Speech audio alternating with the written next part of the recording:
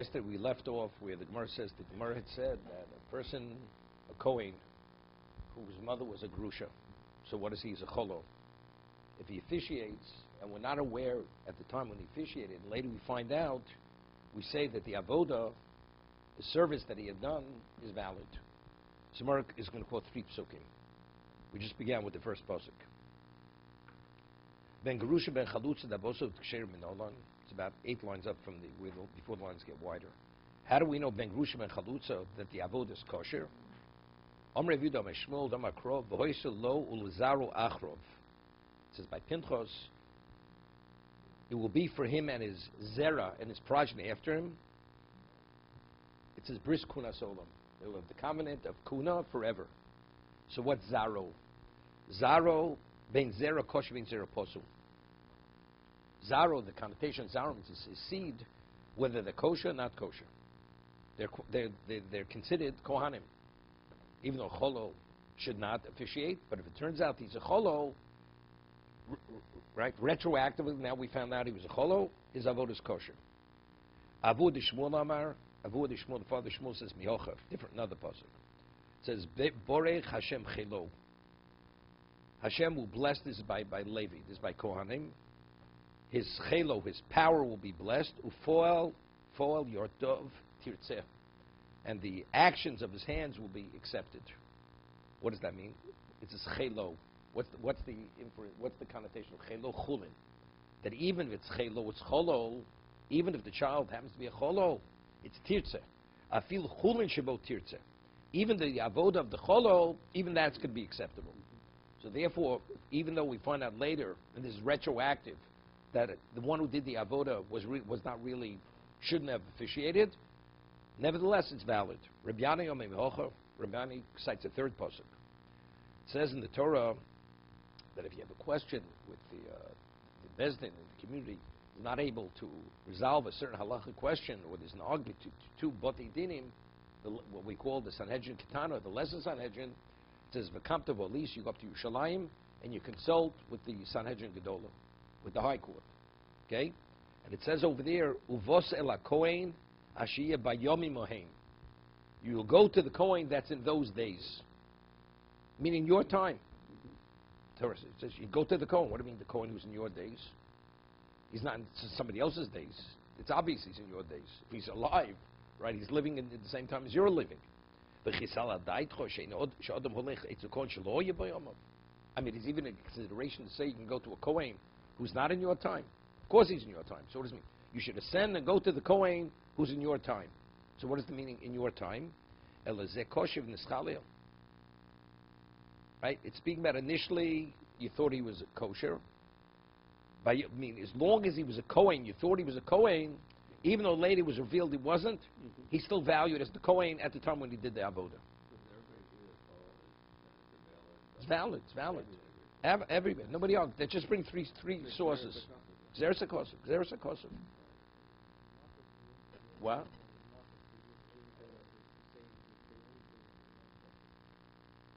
Okay. Now the Gemara asks, maybe we should draw from now a Baal Mum, a Kohen who's blemished. He's a Kohen. Nobody argues. He's not called a Cholo.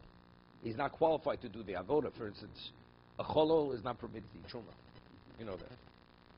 Cholo cannot eat truma. Kohen, a Chol does not eat, let's say Chosav Yishok, the portion of the korban that is exclusive to the Kohen, a Chol cannot eat. A Baal Mum eats truma. Baal Mum is a full-fledged Kohen, except for avodah he's not qualified. So you'd say it's a kolshkein. Here a person who's not qualified to eat truma, or to eat kodshin, which only the Kohen's permitted to eat. When he does the avodah, it's valid. So this man who's a Baal Mum, a Cholo is permitted to contaminate himself to the dead. A Baal Mum, a Kohen Baal Mum is not permitted to contaminate himself to the dead. He's a Kohen, full-fledged Kohen. So you'd say it's a kolshkein. If the avodah of the Cholo is valid, so what the avodah of a Baal Mum also definitely should be valid. Right? It's a kolshkein. Right? It's not even. It's more than a memotzino. If A is fine, B should be. No, it's even more than that. It's with a kolshkein. With definitely it should be valid. Good. It's a Xeris HaKosov. That's the Gemara's answer. Logically, you definitely should not differentiate. The answer is Xeris HaKosov. Okay? Balmum, Davodos Absulme, Omer of Yudom Mishum Nomakro, Lechain Emor. Here? So what does it say by Pinchos? Lechain Emor, you should say. Hini Nosilo as Brisi Shalom. I'm giving him my covenant of Shalom, of peace. Okay? That's what Hashem says to Moshe Rabbeinu. That's because he avenged my vengeance by killing Zimri. Therefore, tell him, Hini Nosilo Brisi Shalom. Now, what is the root of the word Shalom? Shalom, wholeness. When there's peace, there's wholesomeness. There's no peace, everything's fractionalized, it's not whole. If you take the vav out of the word shalom, it's shalem, right? It's shalom, but if you delete the vav, it's shalem. It's complete. Now the vav in shalom is written in the Torah is written shorter. It's not the full length. Normally, every letter is the same length of the other letter. In shalom, the vav of shalom, it's called vav ketiyah. It's a shortened vav. It's not written. Why? To indicate this. When is he valid? Only if he's a complete Kohen. He's complete in his physicality. If he's not complete in his physicality, then he doesn't have the bris. In terms of avoda, he's not qualified to officiate. Kshu sholem, v'lo kshu choser. Gemara says, why? How do we? Well, shalom ksiv, but it's a shalom. What is shalom? How does that indicate that he has to be complete? Omer Rav Nachman, vov de shalom kitiyah. The vav of the word shalom is written shorter, meaning that it's shortened. He has to be complete. If he's not complete, it's a problem. So he says, Le'el m'voiselu ksiv almosh b'shleim hu dachshe. Okay? No, because you have choser, you have moli choser in the Torah. You have certain words, they have oso. Sometimes the vav's deleted, it's read oso. Even though without the vowels, it should be read ito.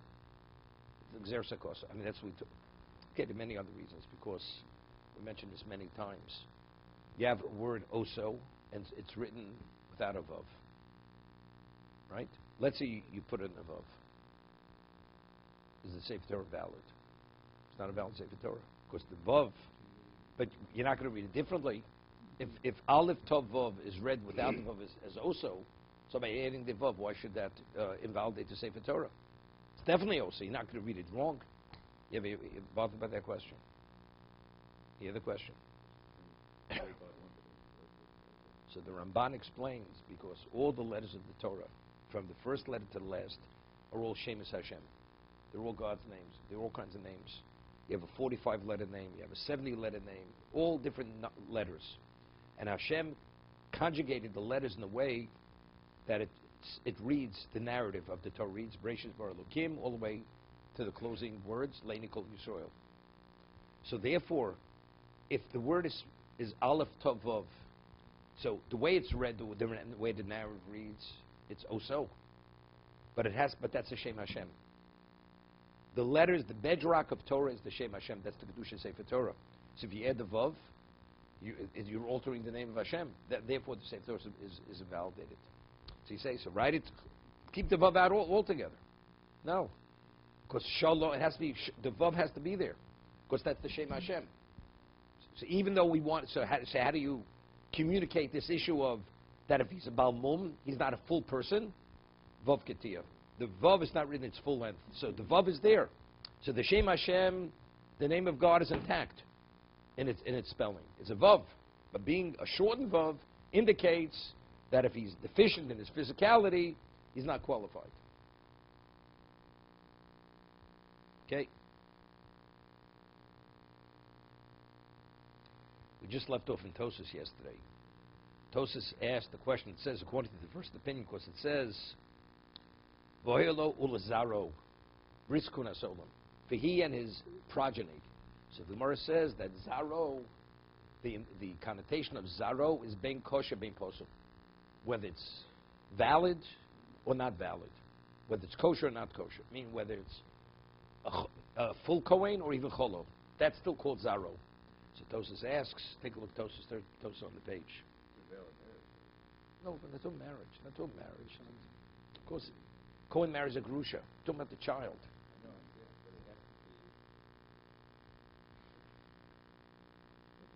Let's say, what about if he's a mamzer? Let's say the kohen commits adultery and it's a mamzer. Still his child. Seemingly he would also be qualified. He's a cholo. A mamzer is a cholo. He's a cholo, it's both. It's zaro, right? Zaro means bein zero kosher, bein zero apostle. Okay? Let's see, Tosu. Zaro achra bein zero kosher, bein zero apostle. Now he has a problem. Now we discussed regarding yibum. A man goes, commits adultery, and has a child from another man's wife. He dies, and from his own wife, he has no children. Does his wife fall to yibum? The answer is no. Why? Because it says, uben ein lo. When does she fall to yibum if he does not have a child? No, not the lo. Not the lo. Ben ein lo. Ein, so the Moshe says ayin lo.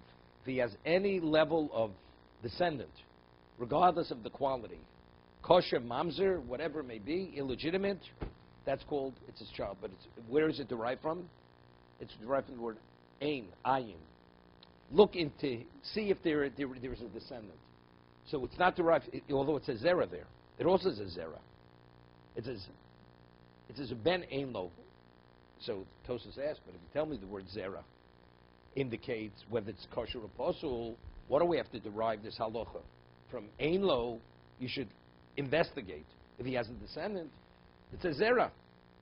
If he has no zera, so if he has no zera means whether it's a kosher child or not kosher child. But it's indicated even if it's illegitimate, that's called his child. So what do we have to learn from another word? That's Tosas' question. Quantity of zera is all inclusive. Okay, let's read inside. It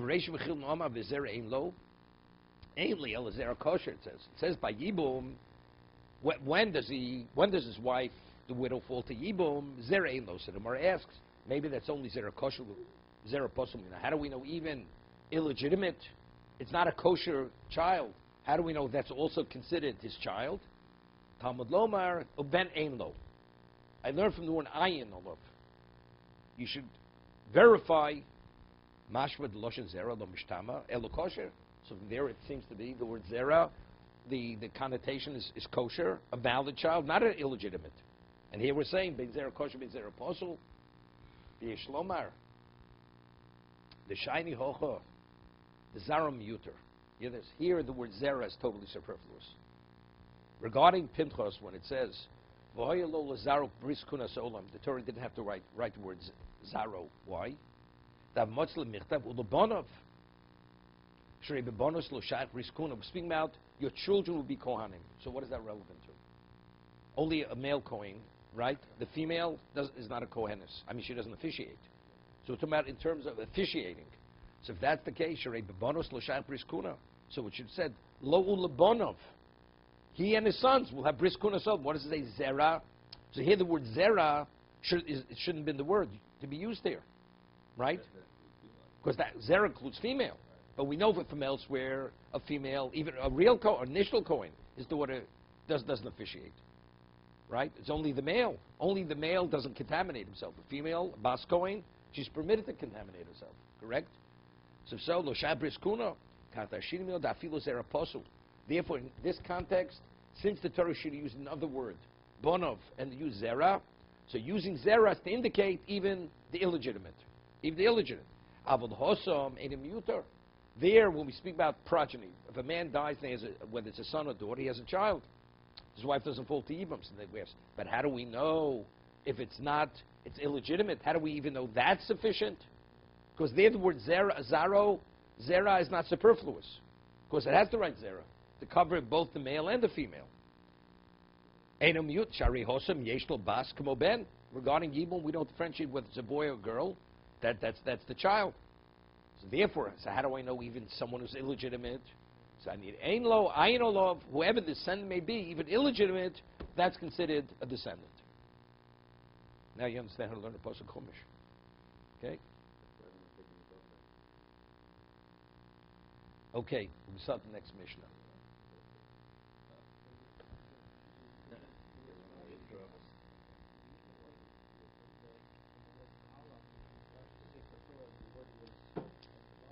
You take a look at what's his name. Take the Orach HaMakodesh speaks about it. Okay. Now it's interesting. What's the halacha? A Bas Kohen marries a Yisrael. What's the child? Kosher marriage. So Yisrael. A Bas Yisrael marries a Kohen, so it always goes after the paternal. Right? Kohen, Levi, Yisrael is always termed by the father. Okay? You want to hear what the Mishnah says, or you want to hear what Alec Zabukovich says? Okay? So, it always goes after the paternal line. What about if you have a spiritual defect, such as mamzer, such as a givon, where it says you're not permitted to marry one of the 7 nations of Canaan, right? Or a Mitzri. A Mitzri. The wife is a Mitzris, and the husband is a regular Jew. Right? It doesn't go after the paternal line. So we say, Hakol holech achar hapogum. Wherever the defect exists, the defect attaches itself to the child, even if it's on the maternal side. If it's pedigree is determined by the paternal. So pedigree is what? Kohen, Levi, Yisrael. But if it's a status, legitimate or illegitimate, some level of illegitimacy, whoever has that illegitimacy, the child assumes that.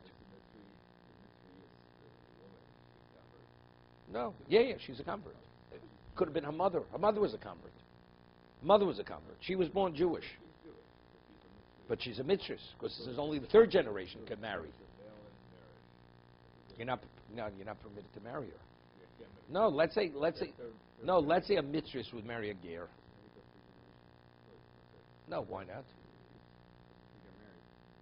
No, they marry one of their own kind. Another Egyptian, or another illegitimate, or a Givoni, or whatever it may be. Right? Or a ger. What about a ger? A kosher ger. Person was just whatever he was, an Irishman. He became a Jew. Kosher ger conversion. Marries a mitzvah. That child, and it would be the 3rd generation. So that's a kosher Jew. That blemish of mitzvahs doesn't identify him long. But let's say it's the 2nd generation. Irish marries a 1st generation convert of a mitzvah. The child is a mitzvah, but she is that. It's not the paternal line. Doesn't make a difference, right? Wherever the problem exists, that problem attaches itself with the child. Even though it's legitimate marriage. Legitimate, 100%. But still, who are you? Hakol holech achar hapogum. A mamzer, we're going to discuss. A ger marries a mamzeris. He's permitted. A ger is permitted to marry a mamzeris. What is that child? And mamzer is a blemish which is forever. You cannot relinquish that. It cannot be removed. That child is a mamzer. Right? Boy or girl, that's hakol holech achar hapogum. Wherever the pagam, wherever the defect is, whether it's on the male side, maternal side, the child assumes that defect, that spiritual defect, that classification. Okay? That's what the Mishnah discusses. You see, what's the halacha if a Jew has relations, incestuous relationship, a Jew, with his sister? There's no kiddushin, right? It's a person he cannot marry, right? And they have a child. What is the child? A mamzer. Child's a mamzer. So why? So koreis or mises bezdin. If it has liability of spiritual excision or death penalty, there's no tfisas kiddushin. You cannot marry that woman. So if he has relations and he has a child from that woman, the child is a mamzer, right? Koreis or mises bezdin. So here, that's how you create the mamzer initially, right? A person has a relationship with a mamzeres, although there is kiddushin, because there's only a lav. So that's hakolei chachar pogum. Because the defect exists already, it's just transferring the defect to the child. But here, because there is one of the parents is a mamzer. But here you're creating the mamzer, right? Through the union, incestuous or adulterous union. The child is a mamzer. Okay, good. What about, although you couldn't, because you couldn't marry the woman, if you try to marry her, the marriage is not a marriage. Person cannot marry his sister, cannot marry his aunt, or cannot marry someone else's wife, right? Child's a mamzer. What about if a non-Jew wants to marry a Jewish woman? Could he marry a Jewish woman? Wants to marry a Jewish woman. It's not a marriage, right? Can't. If he goes and has relations with a Jewish woman, what is the child? The child's not a mamzer. No, but it's a kosher Jew. The child is not a mamzer. Let's say she was a married woman. A goy, God forbid, rapes a Jewish woman who's married. The child is not a mamzer. Not a mamzer. So the question is, but we said if there's no kiddushin, right? If you cannot marry, the result of that, not pogum, creates a mamzer. But here it doesn't create a mamzer, right? So the Mishnah will say, if a person has relevance to kiddushin, he could marry elsewhere. If he'd marry another woman who's permitted, it would be a marriage, right? Then, when he, God forbid, has an incestuous or adulterous relationship, then it's mamzer.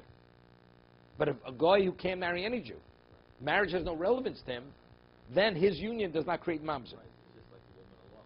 That's it. Exactly. And that's curry for that? That's separate.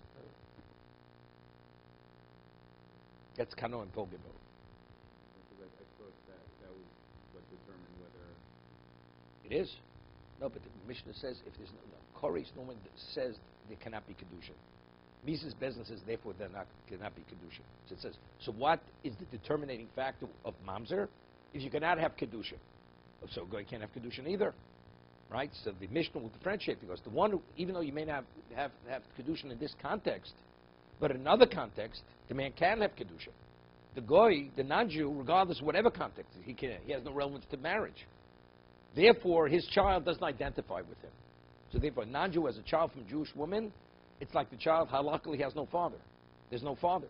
Because the person has no relevance to kedushin. Okay, let's see the Mishnah. Kol mokum sheish kedushin ve'ein aveira. Where there's kedushin and the union is permitted. There's no aveira, no sin. Havlar holech achar azochar. What determines the pedigree of the child? The male, meaning the father. So therefore, what is an example of this? Ve'ezu, what is an example of this? Kohenes Leviv Yisraelis. Whether she's a Bas Kohen, she's a Levi, a Bas Levi, or Yisraelis. Shenosu LeKohen Levi Yisrael. They married any one of these individuals. Whether he was a Kohen Levi Yisrael. So what is the child? Whatever the father is, that's what the child is. So Bas Yisrael marries a Kohen, what's the child? Child's a Kohen. The Bas Kohen marries a Levi, what's the child? A Levi. The Bas Kohen marries Yisrael, what is the child? Child's a Yisrael. What about this kedushin? That if the person would actually marry that person, there would be kedushin, but there's navera. It's not a permitted marriage. Then the defect, wherever the defect is, even if it's on the maternal side, the child assumes that defect. For instance, like we said, mamzer. A kosher Jew marries a mamzeris. The marriage is a marriage, correct? He's not permitted, it's a forbidden marriage. But let's say somebody would live with that woman, it's considered adultery, correct? A kosher Jew marries a mamzeris, which is not permitted. The woman's considered a married woman. If she commits adultery, it's considered adultery. She's put to death. The adulterer and adulteress. So because over there's kedushin, therefore the pagam, the defect of the mother, transfers onto the child. So the Jew marries a mamzera. That's a lav or a curry? It's a lav. Lav. So therefore the marriage is valid. Married, he has to give her a get. So the child was Whoever, if there's a marriage takes effect. Wherever the defect is on the paternal or maternal side, transfers to the child. Okay, that's hakol olech achar apogum. Ve'ezu, what are the examples of this? Almon l'kohen gadol. Right? Well, see, almon l'kohen, it's interesting. And almon is not permitted. Widow's not permitted to a kohen gadol. But almon is not a defect. Right? What happens when a kohen gadol has relations with an almona? What happens to her? She becomes a zona. Or she becomes a zona. It's a forbidden relationship. I mean, halachically. What happens to him? He violated the Torah. Nothing happens to him. But She becomes a defiled woman. This is on him, not on her. On her, we're talking. On both of them. She's not allowed to marry him. She's not allowed to marry. She gets malchus. He gets malchus. She gets malchus. They both get malchus. They're married. They're married. But they are married. They are married. But when they had that union, right, she was defiled. She became defiled. When they were married, when they consummated the marriage. Yeah, so she became defiled. So if she becomes defiled, that defilement carries over to the child. She's chalola, she becomes desecrated. So that desecrated status carries over to the child. So the child now is a cholo. Otherwise, she was considered just a regular Yisrael, or, You know, it comes out interesting.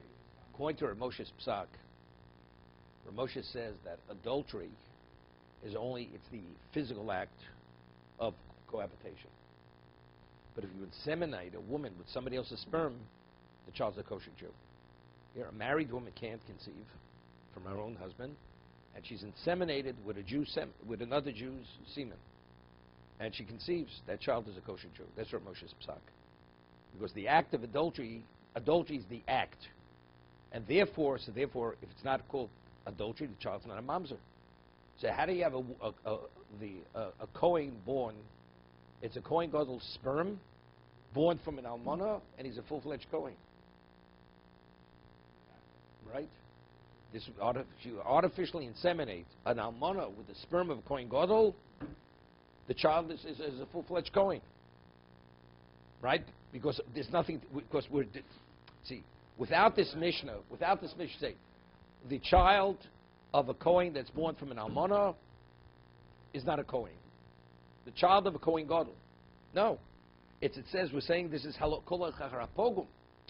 The defect of the mother transfers onto the child. What's her defect? There's no defect here. Right. Because physically he never had a relation with her.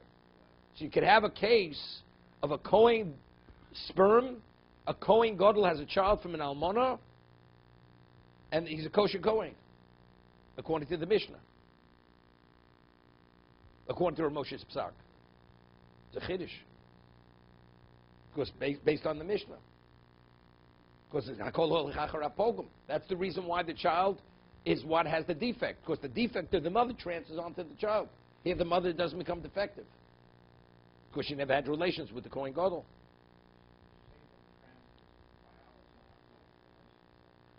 Actually, everybody agrees. It's the Kohen Gadol's child. The question is he a desecrated child? He's not desecrated. Because the mother never became defiled. So there's no transfer of defilement. Kohen. You can call him Mr. Cohen. Rabbi Cohen. No, with a kaf. Kohen. He's a valid Kohen. This would be a valid Kohen. Is it his child? Of course it's his child. Okay? Gerusha v'chalutza the Kohen Hedrut. She's a Gerusha. Or a Chalutza to an ordinary Kohen, right? The child's a Cholov. She becomes defiled. Therefore, her defiled state transfers over to the child. Okay? That's more of a Chiddush. Okay? Because really, we're saying because since she becomes defiled through the act, therefore, the child assumes that defect. What about Mamzeres in the Sina Yisrael? The woman's a Mamzeres, she's in the Sina. And she marries a kosher Jew. So what is the child? Again, the mother's a Mamzeres, has a spiritual defect. That defect carries over to the child. Bas Yisrael lemamzer ulenosin. She's a kosher woman, and she marries the male is a mamzer and nosin. He has this spiritual defect. He's illegitimate. Carries over to the child. Chomish ein lo olav kiddushin. What about a person? He doesn't have avoyesh lo alacherim kiddushin. You hear this? In this particular relationship, there cannot be kiddushin. A man wants to marry, has relations with a sister, with a married woman. So there's no kiddushin, correct? Cannot marry. But there's kiddushin by achem. But if he could marry, he has realm kiddushin if you marry in a permitted relationship. Havlad mamzer. So what is the product of that union? Mamzer. What's an example of that? Habo alachs b'kol haraisha b'Torah. Person who has relations, one of the forbidden relations, which carry we have kores or Mrs. Bezdin. So regarding this relationship, there is no kedushin, but regarding other relationships, there is kedushin. That's it. So It's a mamzer b'drabanan. It's a mamzer b'drabanan. Good, good, good. What about the individual has no relevance to kiddushin? Whether this woman or any other Jewish woman, he cannot. Marriage has no relevance. What is the case? A goy, a non-Jew, right? Havlat kamosa. The child identifies with the mother. Means the child has no father. So if she's a kosher woman, the child's a kosher child. Ve'zeh, ze shivchas, goes the other way. Shivcha v'nochris. Let's say a Jew has relations with a shivcha Canaanite woman, slave, with a shiksa. Right? So what is the child? The child identifies with the mother. The mother's not Jewish, the child is not Jewish. Right? Havlat kamoso. But we'll see, the Gemara goes the other way also.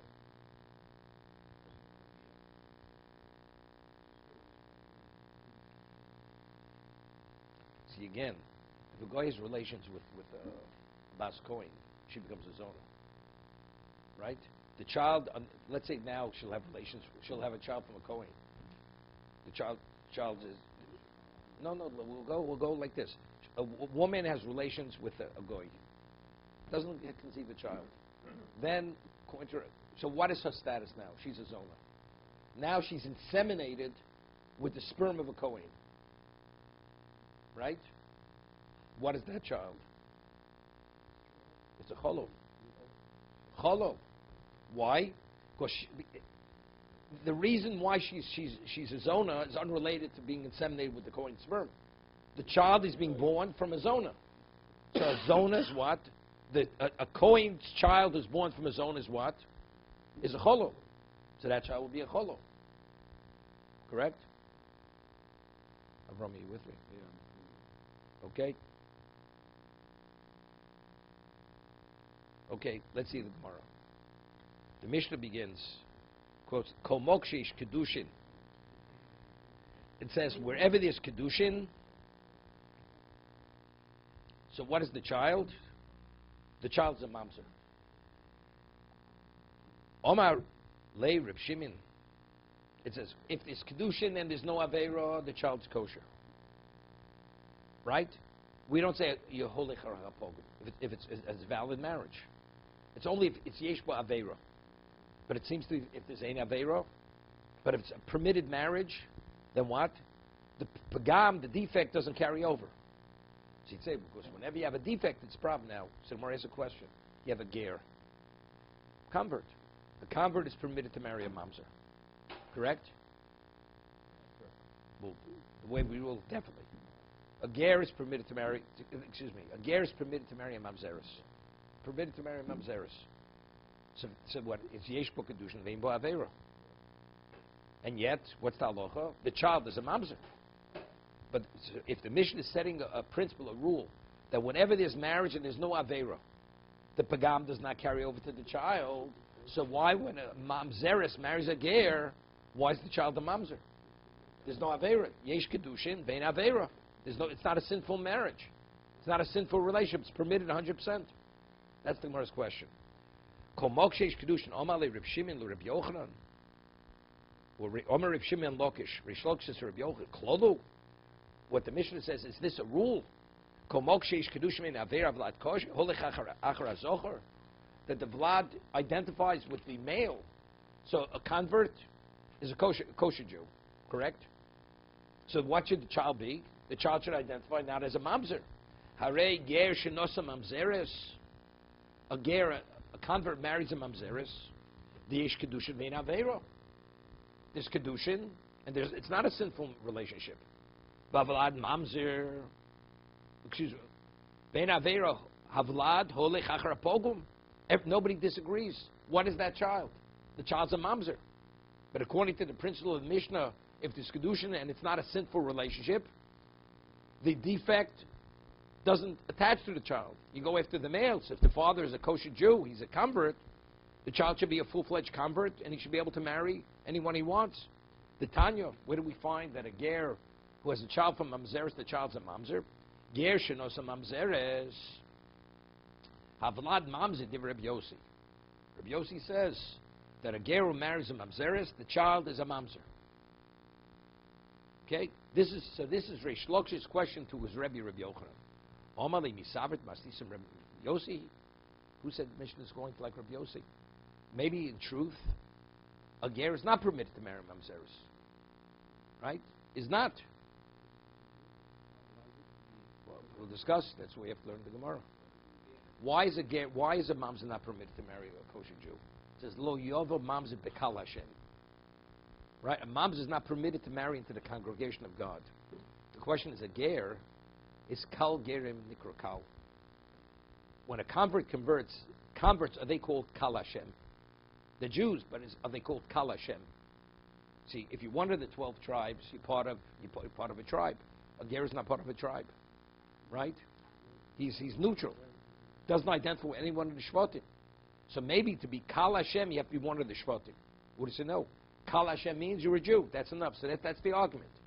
If you say kal Hashem means to be a Jew, so then a convert cannot marry a mamzeres. But if you say kal Hashem means being one of the Yud Beit Shvatim, so then he's not kal Hashem. To be continued.